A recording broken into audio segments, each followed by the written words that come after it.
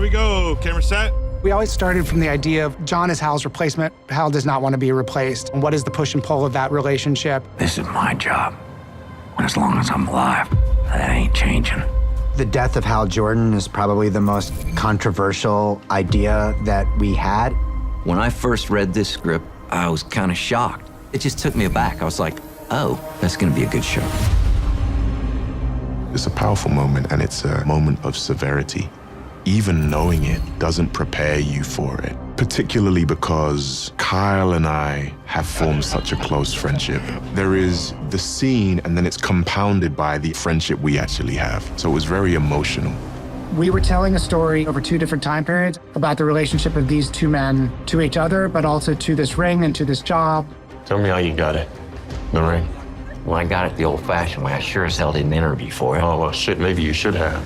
Hal Jordan at the beginning of the series feels like a bit of a beat-up has-been. You feel like you're meeting a rule breaker. This isn't somebody you could necessarily rely on. He certainly doesn't feel like Earth's Green Lantern. It almost seems like you want to die, Hal Jordan. Does that not violate your precious oath? One of the things that Chris, Tom, and I talked about before we even onboarded the other writers are like, what are the non-negotiable ingredients that need to be in a show called Lanterns? And one of those things was the oath. We have to get it into the pilot in some way. In brightest day and blackest night, Don't. no evil shall escape my sight. It's essential to the character. It connects them to what makes the Green Lanterns different than other superheroes, which is the fact that they're part of a community. We're meeting a Hal that's in a very sort of cynical moment in his life, who's kind of done it all, but there's still some things he takes seriously. Beware my power. Green Lantern's light. So when the alien does that and uses kind of that voice of like, this is so stupid, that really bugs him, because to Hal, that's sacred.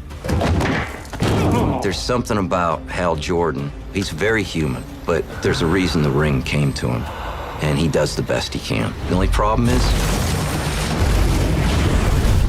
sometimes it's not right. The initial hook for me when I first read a Hal Jordan comic book was like, oh, this guy's superpower is his imagination. This ring is really an antenna by which he broadcasts his creativity. This ring is a dangerous weapon. When and if to use it, that's the whole ball game, Junior. The first time I saw the ring was a moment of just pure joy. Everything feels real. It's a pretty mundane prop. It's not Excalibur, it's just a ring. But Green Lantern isn't Green Lantern without the ring. Did you just use that ring to counterfeit money? No. I manifested money with the power of my will. No human has ever been a Green Lantern before Hal Jordan got that ring. The pressure of being the first person to ever do this job, you can't underestimate how important that is in the mythology of Hal. The idea of living up to what the public thinks you are as a superhero, that's tiring. So in some ways, I think Hal didn't even want it anymore, and yet if it was taken from him, then Hal lost his identity. Just when the audience thinks they've settled in and they know what the rules are, we've just detonated the episode. And there's a moment where John reaches down to lift his dead hand, and you see that neither John's hand nor Hal's is wearing the ring.